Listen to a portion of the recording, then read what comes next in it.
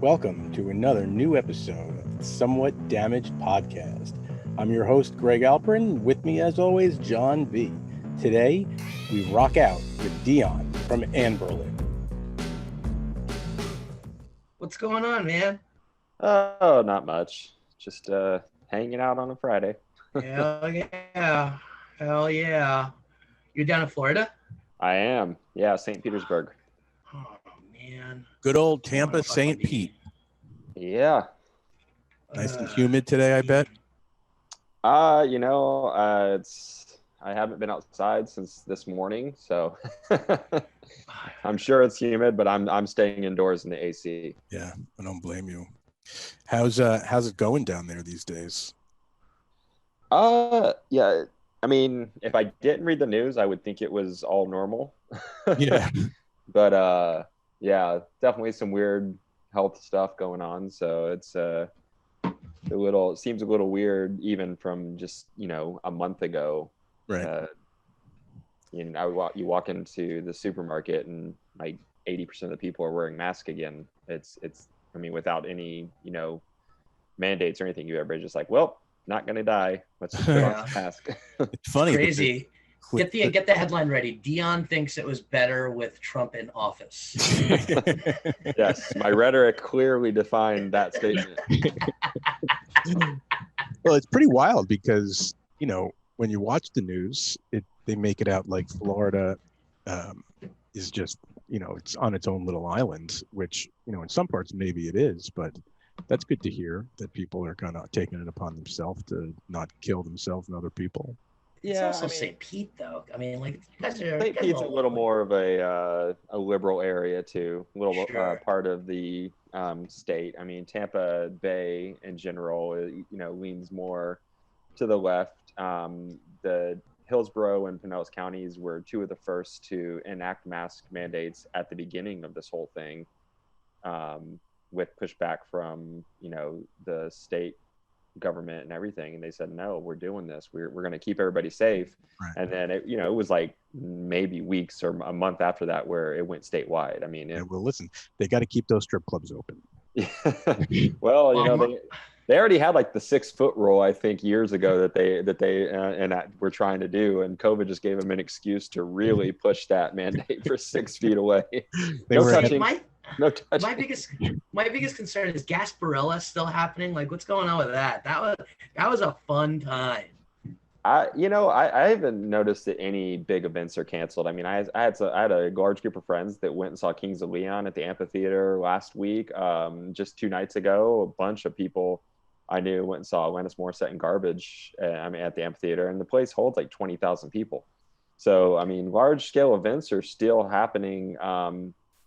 And it's crazy because you see stuff like that and you're like, oh, everything's normal, but then you see the numbers, and I mean, on a personal note, we've within the Anberlin family, we've had multiple parents and extended family infected with COVID, including our lead singer. He's still getting over COVID as of right now. He tested positive a little over a week ago. We just lost 2 of our 2 parents, a cousin who's younger than I am. He was in his 30s. Wow. And multiple other aunts and uncles and parents are hospitalized. Jeez. So it's pretty crazy that this is going on. I mean, it's hitting really closer to home now and it's been 18 months since everything really kicked off with how serious everything got in March of last year. So it's really strange. I mean, there's this sense of normalcy, and then there's these reminders that we're not out of the woods. Yeah, it's wild. Like we have one of those outdoor amps that's brand new, just opened up last month, actually about a month ago, and it was supposed to open up last July, but they pushed it, of course. So they've been having these bigger concerts. It's not as big as that one. It's only about 8,000 people, but they had Kings the other night, sold out. And it's a big crowd, now going in. But again, it's outdoors. But I drove by for the first time in a long time a pop-up COVID testing center that's in our Yeah. town here. That up until today, when I saw it, I'm sure it was last week or so, you would drive by there the last 6 months since they opened, and there was never a line, and in most cases, not a car to get in to like get tested. You could just drive up, get tested. Today, the line was out of the parking lot and down a main road. There must have been 100 cars trying to get in. So it's definitely changed. Something's changed. Yeah. I mean, and speaking of changes, I mean, it's an odd segue. I mean, we Anberlin's leaving on tour on September 4th. We play our first show. Right. And I just saw a post from a friend in another band today who they had to cancel their tour because the whole band and part of their crew came down with COVID. Wow. And his main point was, guys, like this, like touring in 2021 is not the same as it was in 2019. Sure. Right. We underestimated how weird it is out there. And so are these guys I certainly don't want to get on any political sides of a fence here, but are they like everyone vaxxed or not vaxxed? Like, nah, not everybody was, and it came from one of the unvaxxed guys, and again, not staying away from arguments and everything. But in our personal camp, we are requiring band and crew to be vaccinated. Steven's going to have to wait on his, unfortunately, because he's still getting over it, and he won't. He got the antibodies treatment, which he now has to wait 90 days to be vaccinated. So he ended up getting COVID before he could get vaccinated. So, but before going into that, we were actively in our camp for our own protection and everything, because we're in a tube. We travel in a bus, very close quarters. So, I mean, just a thing like a cold or, can spread like wildfire in a bus if you're not careful. Derail the whole thing. Absolutely. Yeah. So, I mean, we learned a long time ago when we were in a band that being clean and not, sleeping on people's dirty underwear and socks was probably a good idea. Yeah. And so we kept a pretty clean van back in the day when we were, getting started, because we had one tour where we, not a single one of us got through the tour without getting sick. And by the end of the tour, I had the flu and Steven had pneumonia. Wow. And, we were in our early 20s, we were dumb and didn't think anything. We were just like, oh, I'm just sick. And we got home, both of us went to the doctor, and the doctors were basically like, you guys are idiots. Like, how long did you wait to come to the doctor? I will be honest with you. I used to tour with Census Fail, and our first tour that we did out of a van, and we got to LA and we did that trek that goes, we went to State College in Pennsylvania all the way to LA, then down to Arizona. I got to LA and they were making fun of me because I was like sleeping and I was wheezing, and went to my cousin's place after a night over. I think we played Troubadour, and everybody's having a great time because we're playing Troubadour. It was us, guys from Brand New. I think Mike Hem was there too. And then I couldn't breathe. So I went to my cousin's place. He's like, we're going to a hospital right now. Definitely had walking pneumonia, and it was terrible. And but when you're young, you don't care. No. Do you know what I mean? I mean, like you're like pneumonia. That's for old people. Adrenaline. Yeah. Yeah, exactly. But you're feeding off the adrenaline. But now in this day and age, it's kind of crazy. I mean, this band that you were talking about that weren't vaxxed, I mean, that's really a sad shame about Red Jumpsuit Apparatus, like that they're anti-vaxxers. No, I'm just kidding. Don't print that. We're not going to print it, but we will air it on the podcast. Yeah. People haven't printed anything in a long time, John. Get with it. Hey, we do transcripts here, too. Come on. We're that nice guy in Pakistan who does all of our transcripts. Redacted. Yeah. But, like, I mean, how is it going to change? Like, I see that AEG and like a couple of other, like the House of Blues, they're all asking for either a 24-hour negative test or proof of COVID vaccine. Has that alienated some of your fans? Because I see it happen. I follow some local venues, and once that came down, like it was split down the middle. The emo night kids, like they put it out there, and there was a whole thing about it. So I'd love to hear how your fans are reacting to this. I don't care. to be honest. I mean, when it starts hitting as close to home as it has in our camp, where we've got family members that are now passing away, and or being hospitalized and ventilated. I don't care what your political or personal views are at that point. This is our show. This is our health. We're not, we feel responsible when we have a show, in the same way that, I'm not going to encourage violence at a show, or I'm not going to encourage misogyny or, sexism or, any other things. I'm not going to encourage somebody to play games with other people's health. Sure. And so I fully back the AEG Live Nation thing, because we're musicians. We've been out of work for almost 2 years now because of this. Where I got scared a few months ago, and I took a job because I didn't, we had a tour planned in September, but I didn't know if it was going to happen.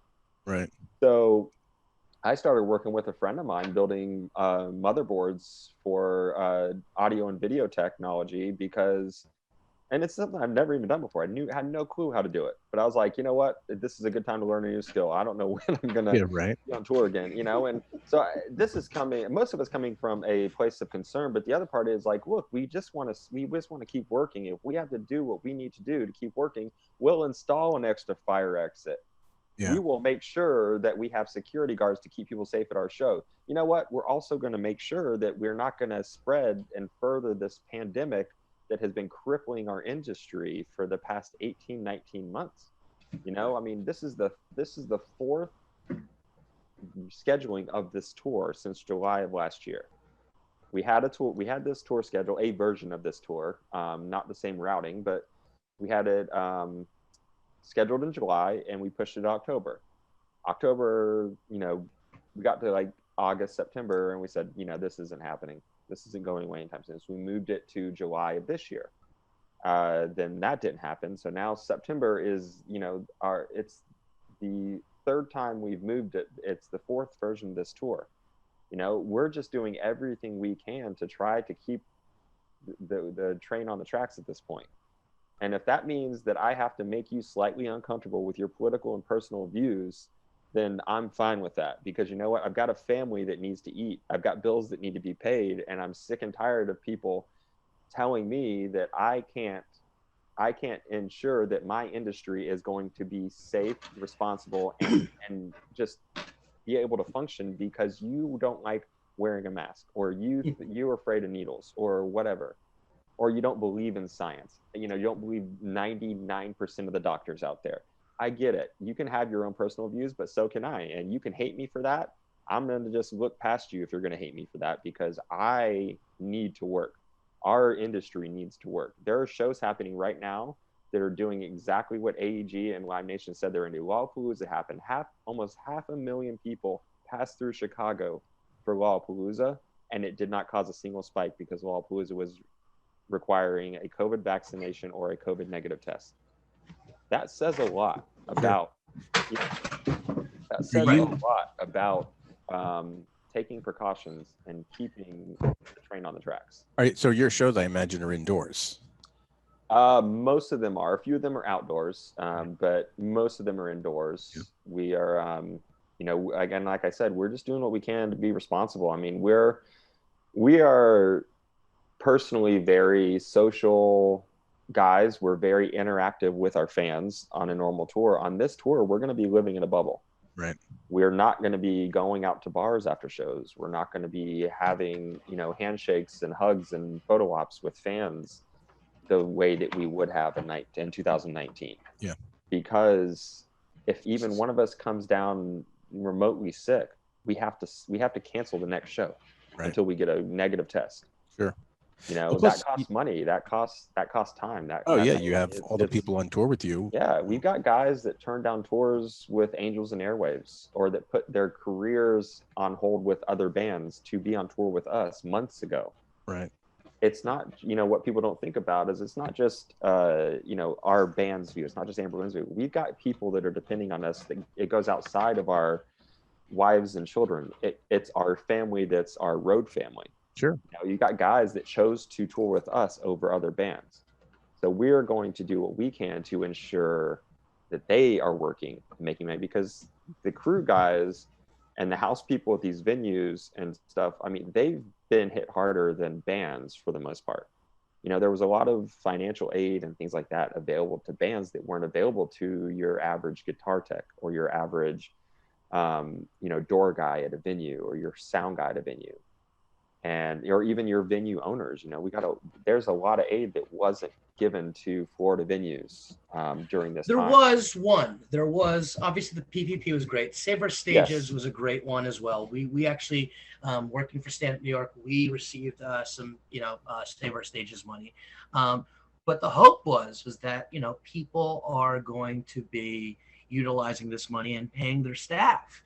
I actually felt the flip way. I thought you guys really weren't taken care of specifically. Like a lot of our comedians specifically, like there was nothing out there. There was obviously SBA loans, but I didn't know what was available for an actual artist, whether they be music, comedy, a DJ, something along those lines. I think a lot of it comes down to how you're set up as a business. As a band, we've been a band for a long time, so we are incorporated, we are a business. So in the eyes of anything else, regardless of how we make our money, we are Anberlin incorporated.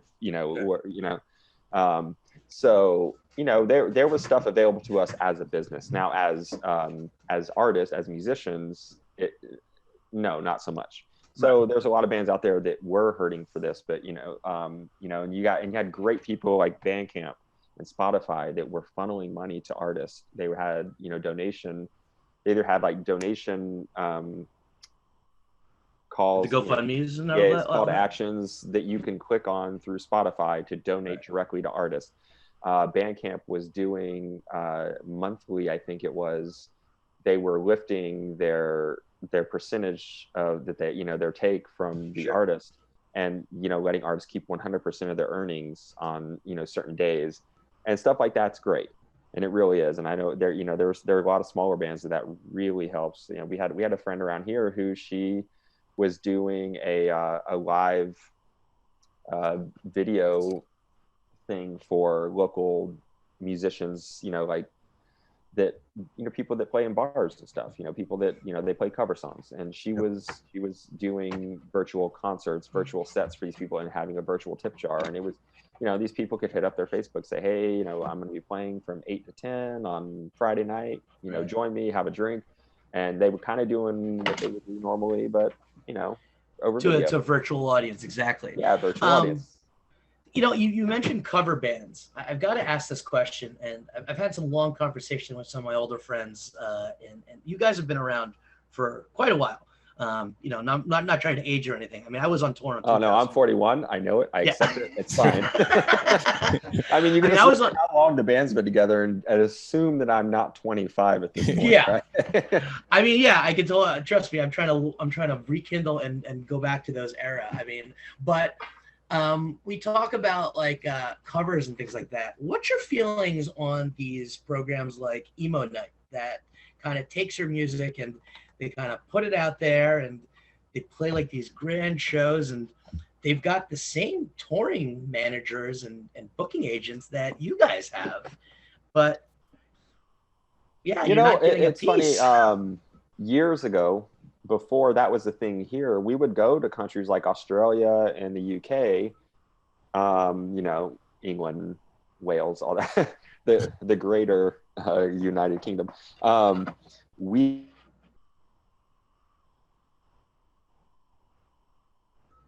Greg? John. Did we lose him? It's a head fake. I don't know what's going on. I love it though. Well, until Deon gets back, I mean, have you heard their cover of? And if you haven't, you should. Oh, dude, of course. Of course I have. What song am I going to say? What song am I going to say? What's it called? I know exactly what you're talking about. Enjoy the Silence by Depeche. Yes. Yeah. It's awesome. It's great. It's really good. Once we get Deon back here, but it's cool to hear like Deon kind of talk about these things, because I grew up in music, and I think a lot of our listeners know that, like, that was like my first kind of real job out of college. But listening and seeing like somebody that's continually touring and things like that, it's interesting that they become family people at this point. Sure. Rock stars have to grow up. Do you know what I mean? No longer. Really, I think it's funny. Like one of the more comical experiences I ever had on like Ozfest. I was interviewing Kitty, one of the girls from Kitty, on her tour bus, right, at Ozfest. This is probably 2004 or 5 or 6 or something, and 3, I don't know. And on comes the tour bus Tommy Lee to just hang out with the girls from Kitty, because they're the same age at the time. And it was in his like sober days. He was probably just in whatever, his like 40s. And they were all partying and he was like, I'm past it. And I was like, holy shit. Wow. Tommy Lee saying that like threw me. I'm like, oh my God. Like we're probably close to the same age. And I'm like, man, I didn't expect that. I figured he'd pop on the bus with a bottle of Jack Daniels out of every pocket. I know, right? Like that's what you want to party with your idols. Do you know what I mean? Like I want to do coke with Scarface. I want to, I want to party with Keith Richards. You know what I mean? I don't want Keith to be like, well, I'd usually just take Bailey's and ensure to put it all together. And that is why socialized medicine is the most affordable and simple way. That's what we thought you were going to say. That's what we thought you were saying. Oh, yeah. Sorry to pop out of that TED Talk. Yeah. Oh, it's fine. No, but back to like the idea of this. I mean, like you were saying that back when you were out in Australia and the other side of Australia over in England, you had gone out there. Yeah, we would play venues, and afterwards they would have DJ nights or club nights, and it wasn't just house music, hip hop, or whatever. They were playing, like, there was one venue we played in Leeds, England, that it was a multi-room venue. They had 3 different size venues within the venue. And after we got done, we were there for the night. Our bus was parked outside. So we're like, well, let's go back in and see what's going on. And one room was a punk rock room. One room was like an emo indie rock room. And one room was a heavy metal room. And it was like, we're just like, this is the weirdest thing I've ever experienced. I mean, this was like 11, 12 years ago, It's like this was we're like, this is awesome. Like people were just like singing and, to these DJs. And then fast forward a few years later, and we our acquaintances with the Emo Night LA people, and they started doing that. We started seeing what's going on. We're like, wow, this is cool. And Christian from Anberlin and myself, we actually do a monthly DJ night where we call it Unfun. We don't call it an emo night because we don't stick to any real like format. Sure. I mean, we'll play punk rock, hardcore, indie rock, 90s, like 90s alternative, whatever. But it's, for the lack of a better description, it is an emo night to most people that come. They want to hear Taking Back Sunday and My Chemical Romance and Fall Out Boy, and and I 100% back it. I think it's weird that you can play a show, walk down the street, and these guys, some of these outfits are doing DJ nights in bigger venues than you just played. It's weird. And they're playing your songs to people that didn't even come to your show. Is there a little bit of cringe when you're at your own event and you're playing your song? You're just like, how about this one, guys? I think that you will find that there are so many things I don't care about. Someone comes up and says, will you play Day Late Friend? I'm like, absolutely. I'm going to bump the next song and I'm going to play Day Late Friend because because I would rather play that than some terrible Chiodo song. Is there anything I was gonna say, is there anything you won't play? Because I used to DJ, and I DJ'd a lot of like like social events and stuff, and I cannot tell you, no matter what song I would put on, right? If you're like, I did a lot of sorority like social things, right? And no matter what song I would put on, a girl would come up and be like, you can't put that song on, that's my best friend's old boyfriend's song. Like, you have to change it. And I'm like, if I did that for every single song, I would literally come with, listen here, Samantha. Yeah, I'm like, come on. Broke your heart. Yeah. Let's be honest. Any emo night. any emo night that you're playing, there's got to be at least like 3 songs off "Tell All Your Friends" that like was your breakup song. You know what I mean? Oh yeah. Like, oh yeah, man. it's, you know, every boy has a Molly or whatever. It's like, like, you know, there's so many songs, but I, you know, the only ones I really won't play are songs that are just too long. Right. Like if it's a 5 or 6 minute song that's gonna like break up Constantine, something corporate, 9 minutes long. yeah. Anything by something corporate. No, there's a few good ones that I definitely love playing by something corporate. But you know, like, I mean, yeah, someone will come up like, oh, play this song by Dance Gavin Dance, and I'm like, yeah, that song is 8 minutes long, dude. I'm not gonna play it. Like, I'm gonna play their most popular song on Spotify, and you're gonna be stoked either way.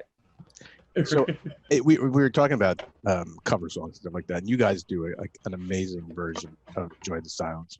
How did you land on that song to cover? We love Depeche Mode and they rule. Right, but of all the Depeche Mode tunes, you know, true, they do rule and they are awesome. We recorded that song in 2004 originally. We recorded it while we were doing Never Take Friendship Personal, and this was, you know, we had already done The Cure's Love Song on our first album as just a knee-jerk reaction. Steven and Joey had gone to a Cure cover night with our producer Aaron Sprinkle, and they were like, oh, we're gonna play that song with you. And because he was doing it, it was a friend's birthday, and she just was having all her musician friends do covers, like Cure cover songs. Wow, that's awesome. At a bar, and so they came back, and the next morning we went to the studio, and they were like, "Yo, what if we cover Love Song?" And I was just like, "Yeah, let's do it." You know, so speaking of the Cure, do you think at this point, Michael, he should just give up on the makeup? Or he should still do the makeup. Maybe go heavier. I don't know. I don't know. You know I think it's time a little bit more blush. I'd wrap it up and just go for it. But you know. Yeah, I mean, you know what? It's the guy had a lot of balls doing that as long as he has. So, I mean, at this point, I'm just like, you know what? If he showed up without the makeup, people would probably be like, "Is this a Cure cover band? What's going on?" That's a really good version. Yeah. But yeah, it's so we were in the studio doing our second album. We were like, "Yo, let's record another cover song," and all of us are just absolute massive fans, being that we're all 80s kids. Yeah. You know, we love all that dark wave synthy stuff, in addition to, you know, I mean, the 80s was a great time coming out of the 70s where you had all these like offshoots of rock that were happening, and you had these bands like The Cure and Depeche Mode that were just doing something absolutely outstanding with their sound. You know, just how inventive they were getting with their instruments and everything. So that just came from, it's a band that we love, and that's one of their great songs, and we just kind of were like, a lot of ideas with us come down to, hey, you want to do it? Yeah, cool, let's do it. Right. So I can't even honestly tell you that there was a thought process there. I think that someone said, what if we cover Enjoy the Silence? And everybody's like, yeah, I like that song. You're listening to another episode of the Somewhat Damaged Podcast, part of the Storic Media Podcast Network, and brought to you by Corona Premier, now available on draft.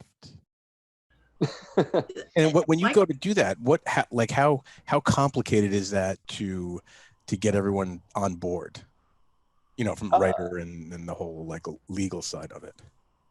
I mean, in all honesty, it's pretty easy. I think at the time it's a MySpace message you sent to them. Yeah, we AOL chat.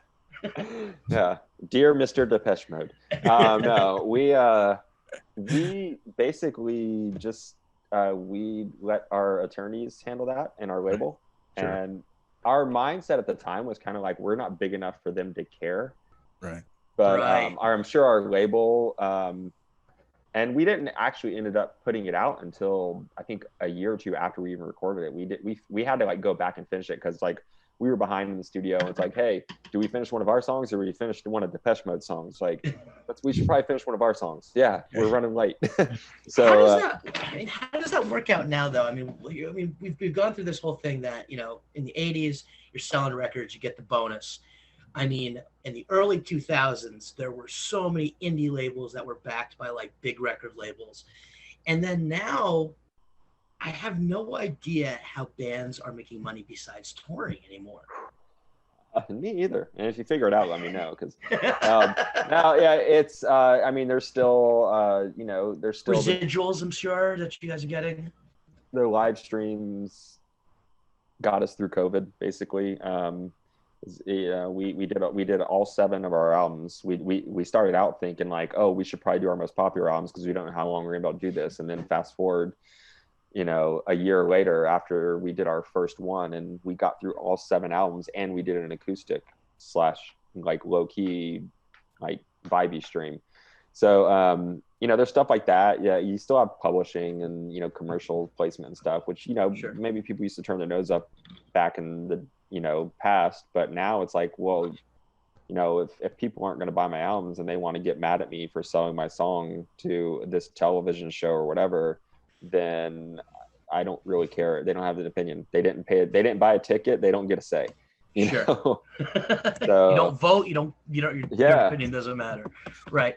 So, they're but nihilists, Deon, Donnie. They believe in nothing. think about, but like when you're out. I mean, I remember back in the early 2000s, and Greg, you could probably remember this as well. People would come to shows and festivals, and they'd have CDs of their band and everything like that, and they'd be handing it all out. Like, how does that happen now? Like at a show, like are you seeing people that are like, hey man, love you to like give our place our band to listen to, like mp3.com gone, you know what I mean? Yeah. Spotify, bands in town or Bandcamp. Like, how do you get your word out? What do you sell at the VFW, first of all? Stream. Since music is basically given away for free, I mean, you just if you were passing out something, pass out download cards or for your Bandcamp, or you would pass out like, something like, hey, check us out on Spotify, check us out on iTunes, or check our Apple Music, check us out on Tidal. Right. So it's kind of the same thing, except it's almost more direct because now people can just straight up in line, they have their phone, they can just pop their earbuds in and they can listen to your music. That's pretty good too. Which is pretty great. I mean, in all honesty, the tools have changed, but the method hasn't really. I just find it so weird. Like, dude, I remember coming back from like a Warped Tour and having stacks of CDs and stickers and shit like that. And then I would go, I had this old 2000 Volvo, and I would like throw CDs in like on my 3-hour trek back home, be like, oh, that's good, or that's bad, this is good, that's bad, and things like that. But like, I find that so interesting. Roadside Records.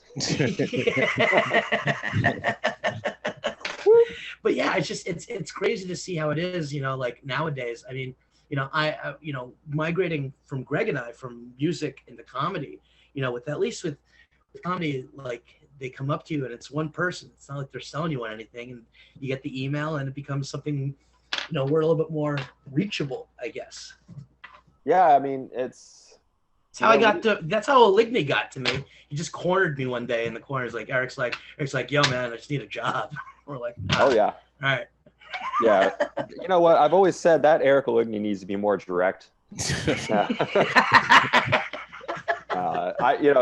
you want to talk about a guy who sells himself, Eric is that dude's been he is great at selling himself and just saying like, look, I want to work. Here's what I do, and I've always respected him for that, because that was my attitude. That was our attitude. We went from going to a FedEx back when it was still Kinko's and printing up flyers for ourselves and passing them out at whatever festival we were playing, and hey, come check our band out at 3:00 on it's such and such stage on the Huggy stage, softness, the Taco Bell Muy Caliente stage. We went from that to bringing people out with us on tours like Warped Tour that would go out and do that for us, to graduating to the point where it's like, yeah, people are going to come see us because we're at a point where people are here and we're one of the bands they want to see, So the hustle never dies, really. I mean, it's just, you just get at different levels of how much you are actually participating versus how much you're actually managing the whole thing, and it's and like I said, the tools haven't really changed as the methods have changed. I mean, in 2008 Warped Tour, we had USB wristbands that we were passing out with tracks from our new album that was coming out 3 months after the tour ended. I mean, that was how we were doing stuff, you know, like we were kind of, I don't want to toot our own horn, but I am going to. We were always kind of a little bit on the forefront of, you know, paying attention to what was happening in the industry and what was happening in social media, and we were hopping on stuff pretty early. I mean, we saw Twitter, we made a Twitter account immediately. You know, we saw that MySpace was, we had MySpace, we had mp3.com, Pure Volume. I mean, the way we basically got our first fans was mp3.com. I mean, we just randomly put up Ready Fuels, our demo version, on mp3.com, and we had people for like, you know, a few years after that telling us, I mean, people still tell us that they discovered us on mp3.com. Wow. You know, which now is a very old-fashioned statement, even though mp3s are still very relevant still. But so it's, you know, for us, I mean, it's always like, what can we do to continue to get our music out there? And I mean, even just as recent as, like I said, the live streams, you know, like we didn't just stick to doing one camera. We actually full on did, you know, productions for each live stream that we were doing. And we figured, you know what, we're missing live shows as much as the fans. So we're going to give them a live show in their living room, you know, once every 6 to 8 weeks. And not saying that we pioneered or that, you know, people were necessarily following our lead or being influenced by us, but we recognize that if you stay still in this industry, then you're going to get passed up. And so, you know, we are a band that's been around for 20 years as of next year. Wow. And we still want to keep moving forward with how we market ourselves and how we put ourselves out there. I'm not yet going to become a TikToker. I just don't have the time in my day with 2 children and a wife. But you know, it's a viable thing. You know, it's who's got that really popping, the drummer for the Ataris has it. It's like super good.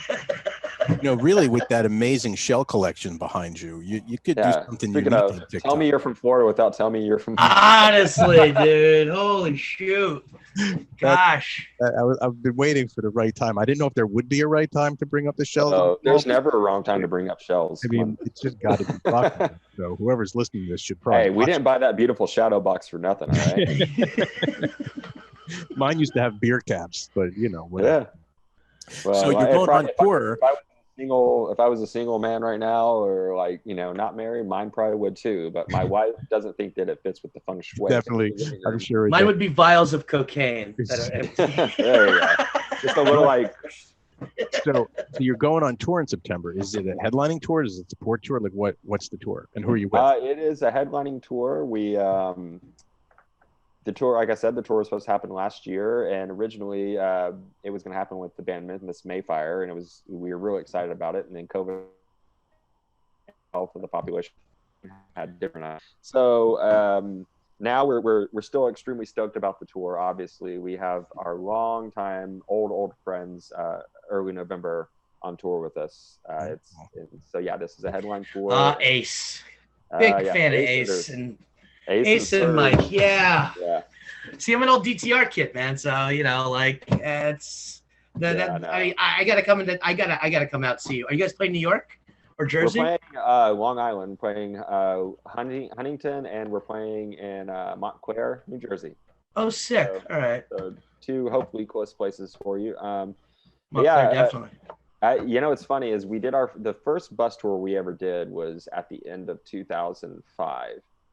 And that's wrong. It was at the end of 2004, and it was 2005. Not that anybody cares. I'm just really weird about dates. So at the end of 2005, we went to the UK for the first time, and we were opening up for the Starting Line in early November, and we ended up sharing a bus with the early November, and there was only 12 bunks in the bus, so we shared the bus and their merch guy, so that there was 6 from their crew and 6 from our crew sharing this bus. So we had we have a very long history with those guys. And it's funny, one of the guys from All Time Low, Zach from All Time Low, I think it was, posted a picture on his Instagram a few months ago, and it was an old show flyer from Auto Bar in Baltimore. And God, Auto Bar. Yeah, Auto Bar. Shit. And it was the lineup was All Time Low opening, Bayside, Anberlin, early November headlining. What? And I was just like, dude, I remember that show, and I don't even remember you guys being on it. Holy crap! Because we were on tour, and we left the tour we were on with Bayside, and the two of us went. We got offers mid-tour to go open up just like 2 shows with early November at the end of our tour, and so we had to leave our tour we were on a couple days early to make it to these shows. We're like, you know what, we're gonna go play shows with early November, and but it was just funny because like he replied, and he's like, yeah, man, he's like, I don't even know how we got on that show. We were just a bunch of 15-year-old kids that like submitted to play this show. But, oh God! And now all I hear in the fucking mall is All Time Low, and I walk into Hot Topic. God bless those guys, man. I can't believe, like, it's funny. Like, I cannot believe that band is still killing it the way they do, and it's just awesome. But you're still out there too, Deon. Well, you know what I mean? Yeah. Like, I mean, listen, like, I mean, the nostalgia is huge. I mean, Greg, I mean, we've talked about, I mean, Ozfest, but now I'm hearing Dashboard Confessional is doing a full acoustic tour. Yeah. Like, I mean, do you get tissues with your ticket? I'm just curious. Yeah, Do you get remember when that was the only way you could see Dashboard? Now it's like a marketing tool that he's doing an acoustic tour. It's yeah, exactly. Yeah. But yeah, when he was playing on the back of a truck at the Wayne Firehouse, I remember back in 2000, and Drive Thru had just signed him for that small EP, and he's just handing records out or CDs to everybody. You know what? Being that both of us are from Florida, that's how we got Swiss Army Romance in the first place. I think it was on Eulogy Records, right before Drive Thru re-released it or reissued it, and we just happened to play a show with Further Scenes Forever, and Chris and Steven were talking, and Chris like, hey man, you want to check out my side project, Dashboard Confessional? Here's have a CD. And I love Further Scenes Forever. The Moon Is Down is still one of my top albums, but like, I mean, even then, as much as we're like, holy crap, dude, this guy is gonna leave this band. And next thing you know, he quit Further Scenes Forever because Dashboard just exploded everywhere, and sure, it's just crazy how life works, dude. The glow ups are crazy. Like, we just got a free CD from from Chris. It's like, I mean, hey, check out guys my from band. Skrillex coming out, Anton from used to be on Steel Train, and I mean, like, it's so crazy how many people kind of like were able to cross over, and it's great it's awesome to see that you guys are still touring. But Greg, I gotta ask the question, right? Yes. I before you ask that question, I'm just curious, Deon, have they ever sold your merch in Hot Topic? Sure? I think so. I think we had a shirt, totally. A couple of designs on Hot Topic. But the funny thing is we were friends with Jamie Twardowski from To Write Love in Her Arms, have been for years. I mean, we're just, like I said, Florida kids. We all have. He was a Cocoa Beach, Melbourne, Florida guy, and we all had mutual friends. And so years ago, we were on tour, and our tour manager, who was from Melbourne, Florida, came on the bus one night and said, "Hey, man, it's like, oh, my buddy Jamie's making these shirts to benefit this girl. He's trying to help through rehab. Do you want to wear one? And or do you want one?" I said, "Sure. What's it about?" And he's like, "Oh, the story's actually printed on the inside." So I read the story about Renee, and I was like, you know what? That's just incredible. Just this guy just printing shirts and trying to sell a few and help out this girl. It's awesome. So I started wearing the To Write Love in Her shirt, or To Write Love in Her Arms shirt every night. I didn't even know Jamie at the time. Our tour manager was a great guy. I was like, look, if you say he's a great guy, I believe you. I'm going to support what he's doing. So I ended up kind of becoming poster child for To Write Love in Her Arms. Huh. There was a shot that was taken at a festival he played where I'm wearing one of their shirts, and it ended up being one of their main images they used along with Haley from Paramore and John from Switchfoot for a long time. And I walked into a mall, into a Hot Topic once, just on an off day on tour, and there was a gigantic poster of me in a Hot Topic. No way. Wearing and I was just like, this is funny. That's a hoot. Yeah, it was just, so I have been in Hot Topic in more ways than one. I've been there as a customer, I've been there as a piece of merchandise, and I've been there as an ambassador for a brand. So. I back Hot Topic. You know what? Yeah, that's the trifecta. Yeah. I walked in there yesterday, a couple days ago, and I mean, I swear to God, it's still the same AFI shirt back from like the mid 2000s. The Misfit stuff is still up there. Oh yeah, they buy and the that certain smell. The smell when you walk in of the incense, and of course and plastic. Yeah, and the stupid teenagers in the back screwing around with the sex toys. No, you're thinking of Spencer's. You're thinking of Spencer's. Oh, is that? Yeah. That's not same fucking thing. It's funny. Like, people like to shit on Hot Topic, especially people and the scene, I guess you would say. But you know what? I mean, for me, being a kid from a very small town, growing up, if it weren't for places like Hot Topic, there's a lot of band stuff that I wouldn't have had access to. Sure. Sure. And so I have a love-hate relationship. I don't like the kitschy commercialized side of it where, you got, of course you're going to get your people that go in, they buy a Ramones shirt not even knowing who the Ramones are, they just like the design.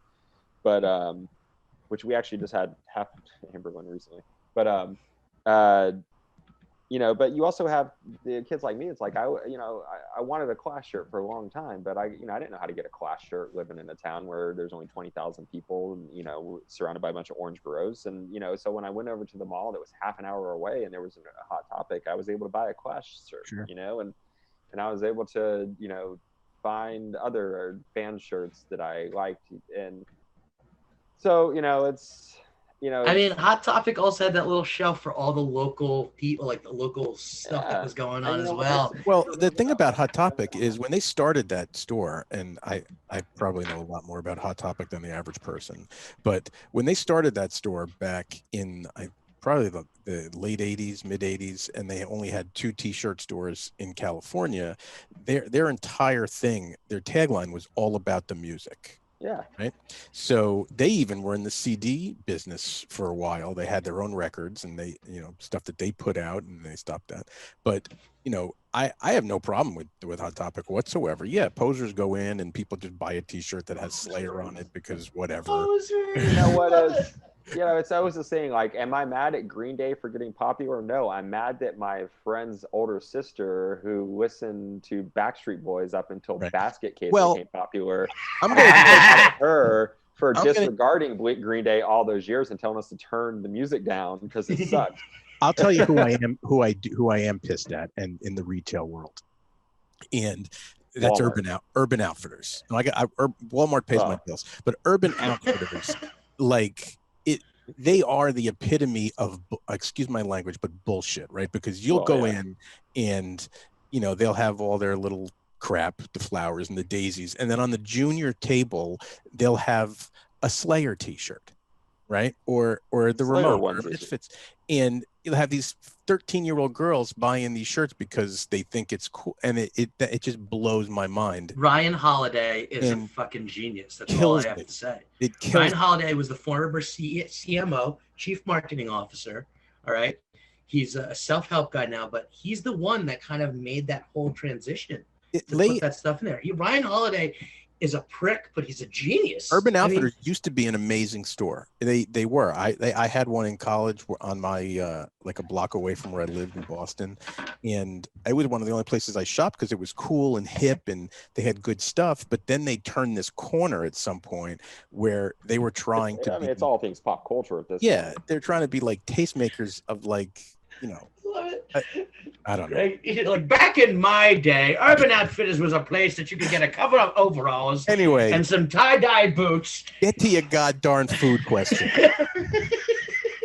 All right. Hold on, wait a second. I do have to. While we're on this topic, I do have to tell this story. My sister-in-law lives out in California, and she went to college at USD down in San Diego, and she just texted me. I love the fact that your bottle just disappeared while you like whoa, green screen. So she texted me. She's like, I was at a. She's in her 30s now, but she's significantly younger than me. I think she's a good 10 years younger than me. But she's now at the point where when she goes to a bar, she goes, everybody in here is 21. I'm like, well, welcome to my world. But she was like, yeah, I went to this bar and there was this kid wearing an Anberlin sweater, and I walked up to him and I said, that's awesome. I love that band. And he goes, oh, I don't really know who they are. I just liked the design. I was like, we have now like we're approaching that plane of Nirvana, Ramones, and Slayer, where people are just buying our merch because they find it appealing. And welcome to Zenith, buddy.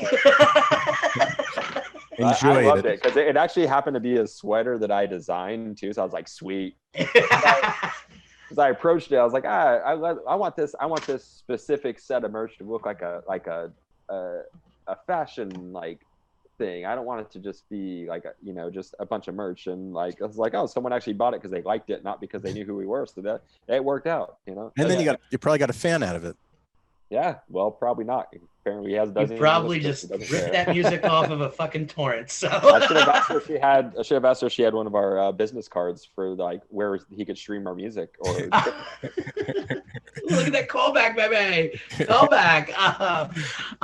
Actually, you know what? I have one more. I have another question before I go to the food question. Is there a favorite bass line that you like to like slap, like that? That's not one of your own. Oh yeah, absolutely. My favorite warm-up bass line is "Power to Love" by Jimi Hendrix.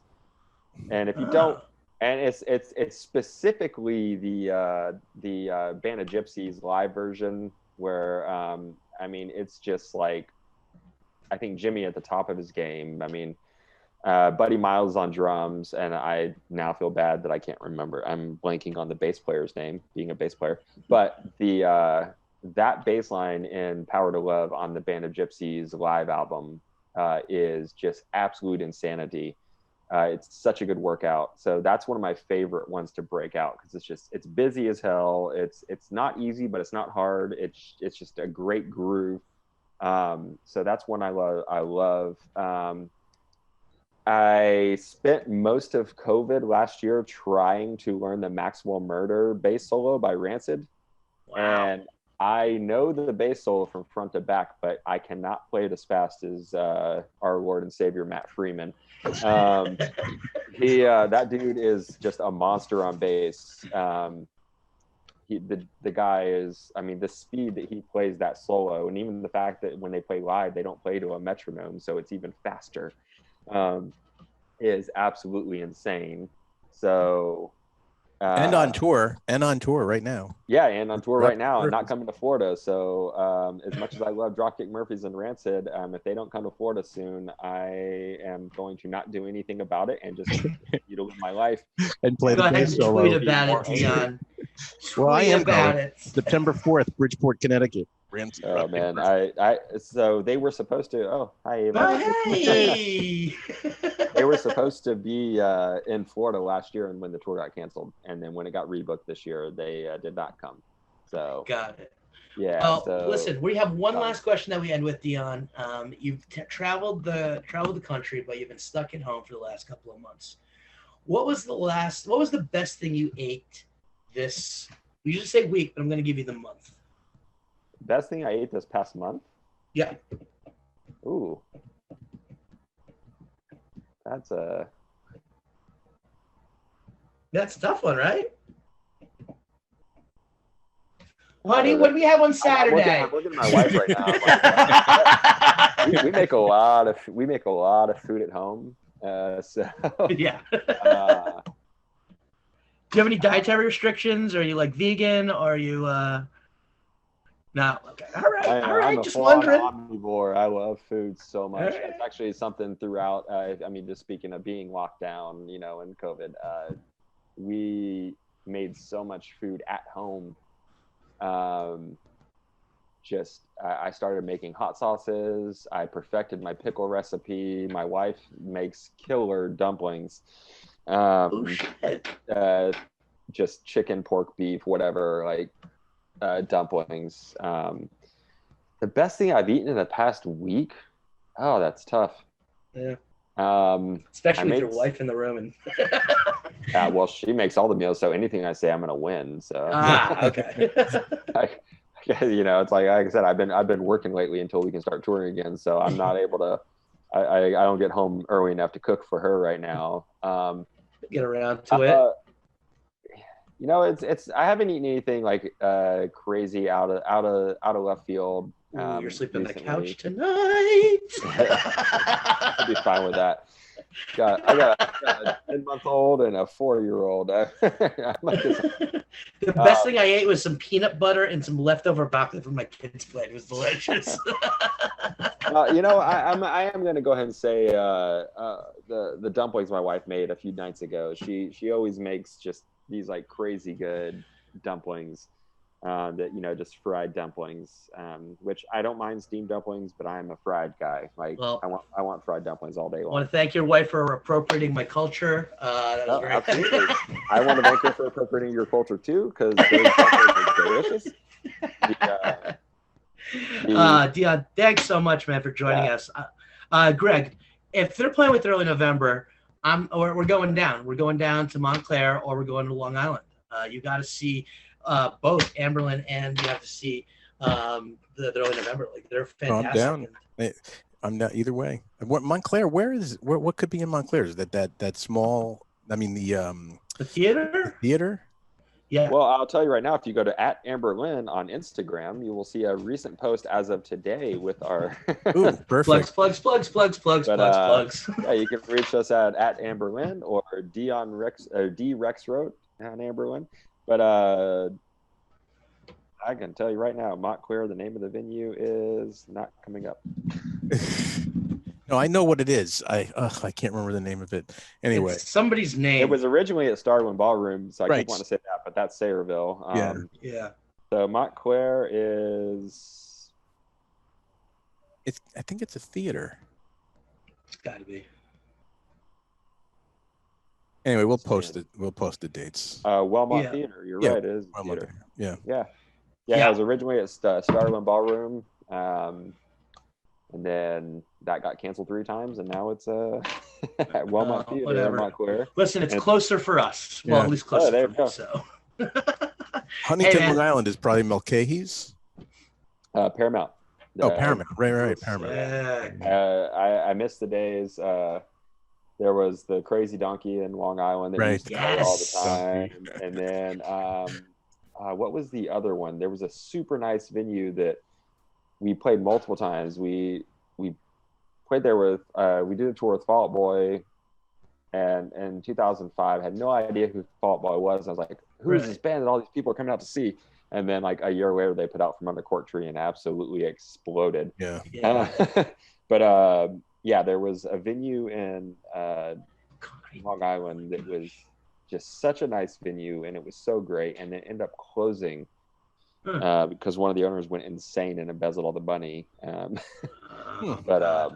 But yeah, it's been a while since we played, and I think last time we played in Long Island, we played at Crazy One Donkey. place that always appreciates good music is New Jersey. I don't think I've ever had a bad show there.